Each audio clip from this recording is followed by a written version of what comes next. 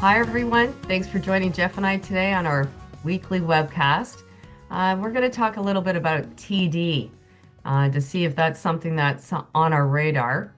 They've had a little bit of interesting, I guess, go in the last couple of years. Last year, there was the major issue of the drug trafficking, laundering US dollars through, I guess, bribery of employees. Yeah, pretty serious Right. stuff. Yeah.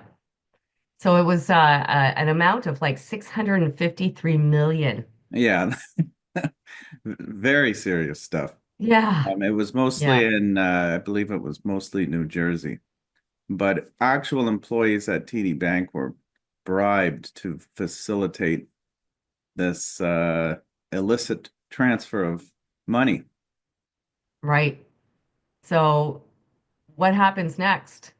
There's an asset cap on TD now, impinging on how much business they can do in the US Yeah, on the debt side. yeah, it's only in the US though. This doesn't apply to Canadian operations. So the Hmm. regulators fined them $3 billion, which was Right, in line with what the bank provisioned. But the surprise came with the asset cap. So they're now saying you cannot grow your assets above $434 billion, which is around where it is right now. right. And that had a huge impact, the immediate impact on the price, stock price. Yeah, Dropped what, about 11%? over the next 5 days it did. Yeah. Yeah. And it was the only Canadian bank to lose value last year. The stock price in Mhm. 2024 was down about 10% or so, not including the dividend, while the other Canadian banks collectively were up around 20%.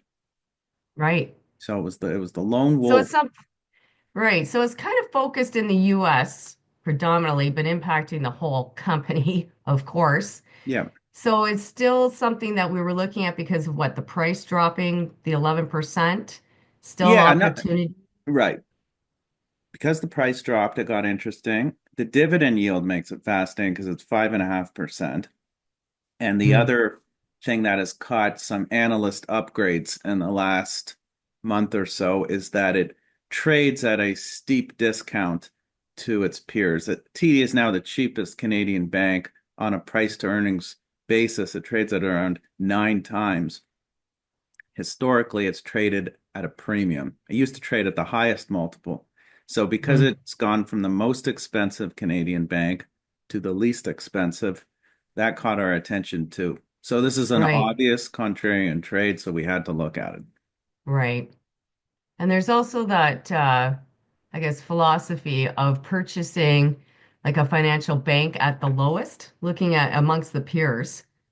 Um, is sometimes there's an advantage to doing that rather than purchasing, I guess, multiple banks on different years. Yeah, we wrote about this last year. I believe the name of the blog was Banking on the Past, but if you go back Right. to either late December or January of last year, you'll find it. And what we looked at was how would you do if you owned all of the banks, just 20% in each of the five of them in portfolio Hmm. one, or in portfolio two, you purchase the weakest performing bank at the end of Each year. December every single Hmm. year, and you only own one of Right. them.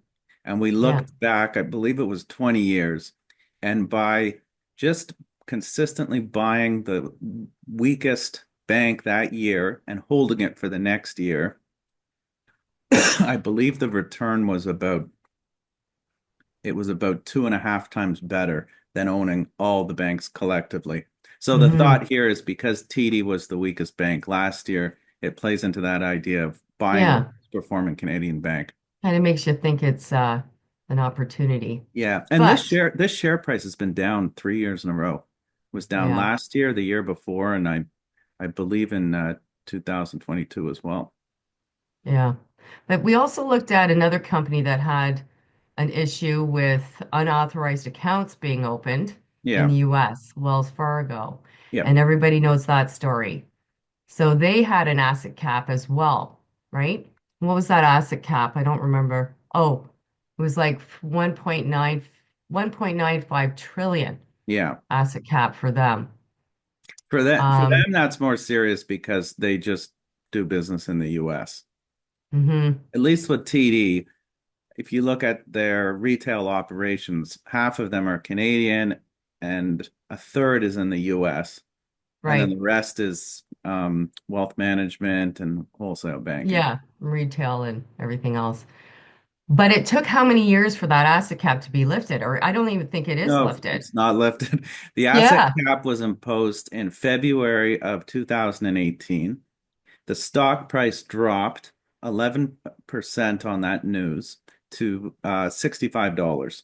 Okay, that was 2015. No, sorry, 2018, February right. 2018. 7 years later, the Yeah, asset cap is still in place. And remember, I said the stock dropped to $65. Today, it's 72. So yeah, it's been dead money for 7 years.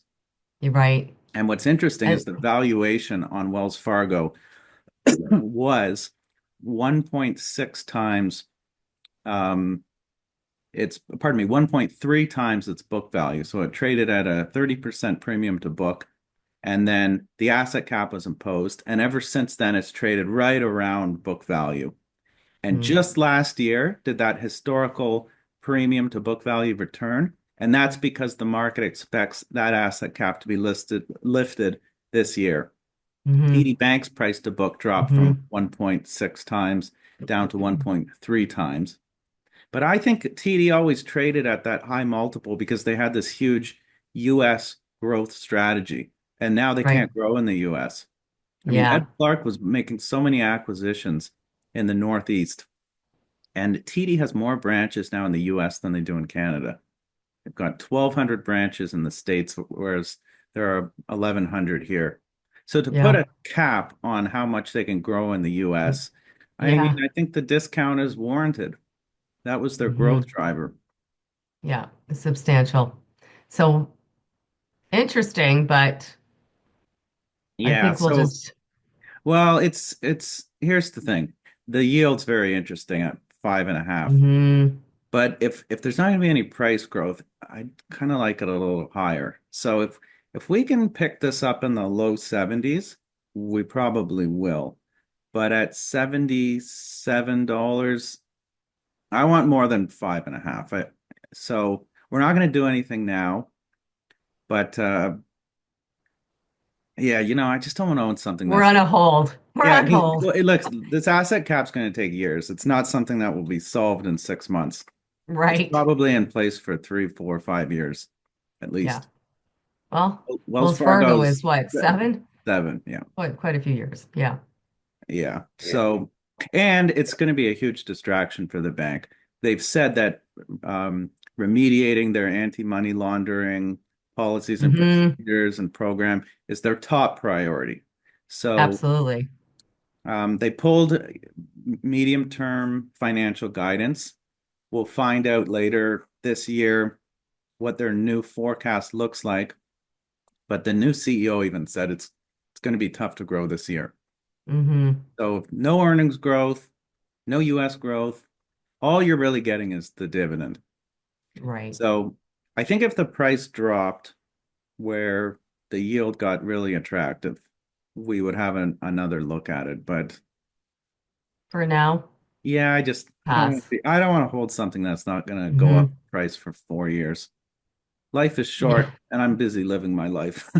Right. So Yeah. this one is we'll keep an eye on it, but we're not gonna buy it. Right. Other opportunities. All Yeah, there right. are. There are. Yep. Okay, thanks, Annie. Thanks, Jeff. Talk to you later.